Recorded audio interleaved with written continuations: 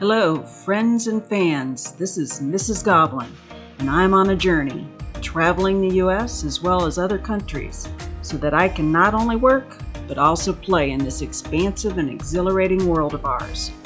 I want to bring my experiences to you, so you can enjoy the beauty, intrigue, and dynamic mix of cultures our world has to offer. I will drive, fly, ride bikes and horseback. I will scuba and raft to wherever I possibly can, so that we can all truly embrace the adventure and exciting opportunities that are available to all of us who wish to endeavor in them. So put on your walking or hiking shoes, don your swimsuit and fins, wear your headgear and PFDs, or just sit back and relax while I take you with me on some awesome adventures. Please feel free to also like, share, and subscribe to my channel so that I can continue to spread the wonder. Let's take a hike, jump off a cliff, soar over the treetops, or dive under the waves of the ocean and get this thing rolling. And come along with Mrs. Goblin while she travels. Okay, everyone, I'm doing something different with this YouTube episode, so hopefully you will all appreciate it. I am currently in Maine on a 6-month contract, as I am a traveling stenographer and have been for the last 2 years.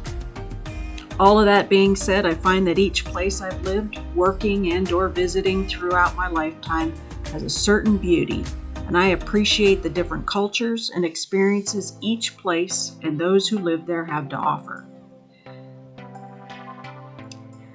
An article written by a New York Post columnist, Cindy Adams, came to my attention through one of my regular Google feeds.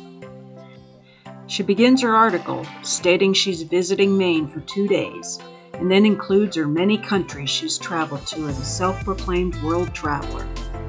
I will say that my list of countries hasn't been as prolific, but I've spent more than 2 days at any given area, and in many cases I've lived in the areas I traveled to for months, or even years. It wouldn't occur to me to disparage any of the natives or local people by making comments of their hygiene and or their body habitus. But Miss Adams doesn't seem to have high-class integrity like I do, just high-class attitude due to her high society snobbiness.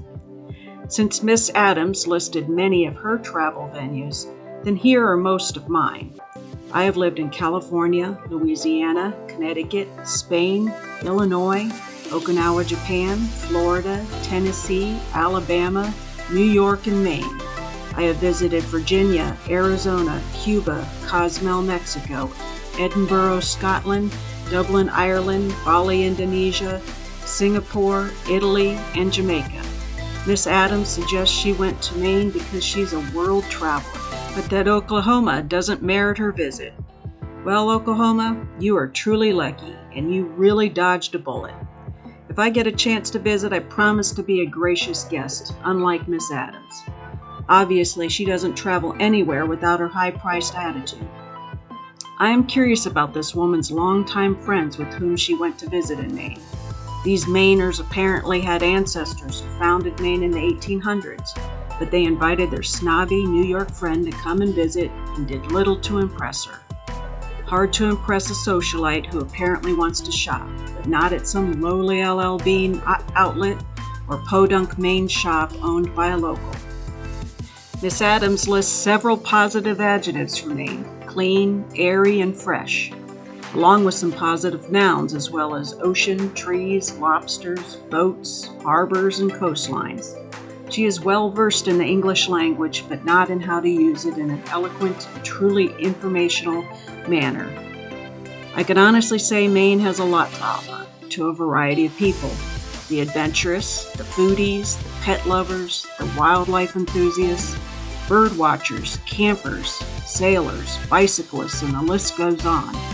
Maine is not for the snotty, snobby, haughty, or unappreciative. I am not a Mainer, wasn't born here, and haven't even lived here long enough to claim residency.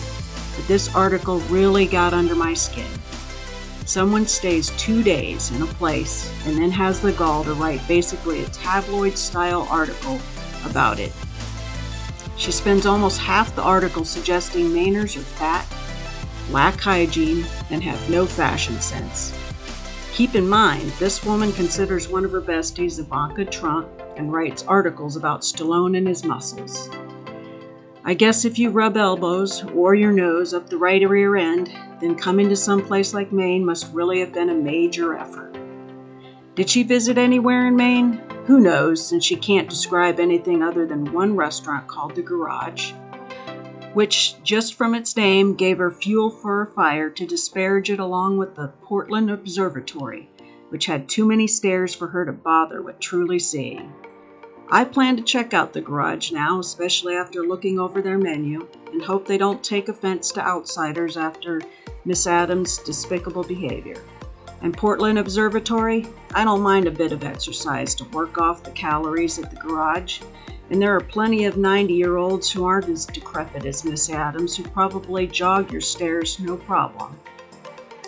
Did Miss Adams bother to go to the many James Beard awarded restaurants in Portland? Like Duck Fat, 4th Street Restaurant, Street and Company, or Event Tide Oyster Company? Maybe her assessment of Maine food wouldn't just consist of one restaurant, and the fact that there are lobsters the size of Radio City, which, by the way, you can't eat, because there are laws about the very size of a lobster and whether you can eat it. Of course, she would have known that if she had taken one of the many lobster boat tours that are offered in Maine. Oh, but if the smell of beer bothered her, then the smell of a fishing boat would have overwhelmed her, and probably would have added even more kindling to her made-for-tabloid fire. I haven't taken much notice of the flannel-clad people that seem to be abundant in the alternative universe she visited while being here in Maine.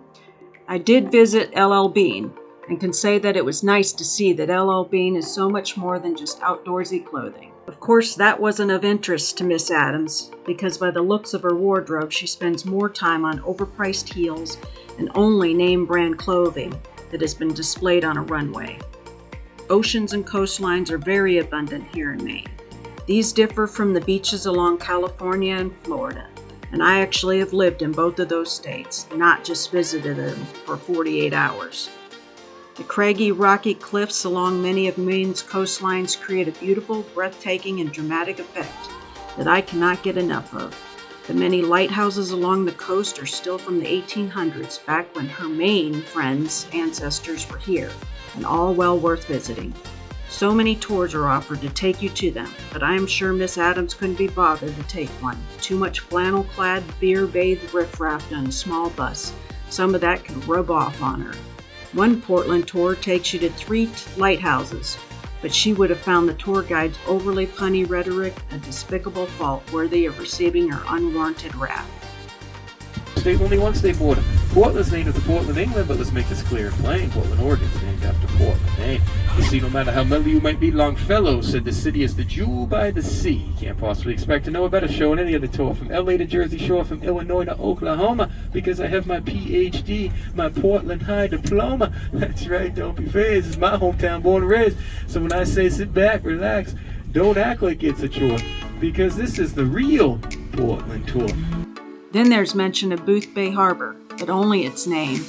I assume she didn't waste her high-priced, overrated time on visiting Booth Bay Botanical Gardens, envisioned in 1991 and finally opened in 2007. This botanical gardens is one of the most beautiful I have visited. It's quite literally a forest with botanical gardens sculpted into it. They were exhibiting the giant trolls, which are the guardians of the seeds. Thomas Dambo, world-renowned recycled materials artist, created these massive sculptures out of multiple pieces of wood. They are truly a wondrous sight to behold. The gardens have many trails allowing you to commune with the forest and all it has to offer. The flowers and plants are artfully placed to only increase the beauty of the surrounding forest. Did Miss Adams make a stop there? Not likely, because if she couldn't be bothered with walking some stairs, I doubt she had the physical capability to walk the miles of trails the gardens has to offer. I figure she isn't looking for the smell of plants, trees, and rain, and spends more time at perfume counters in her malls, for which she found to be elusive here in Maine.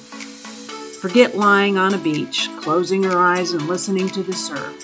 Forget climbing along the rocky cliffs and searching tide pools for shrimps, crabs, and any small aquatic life.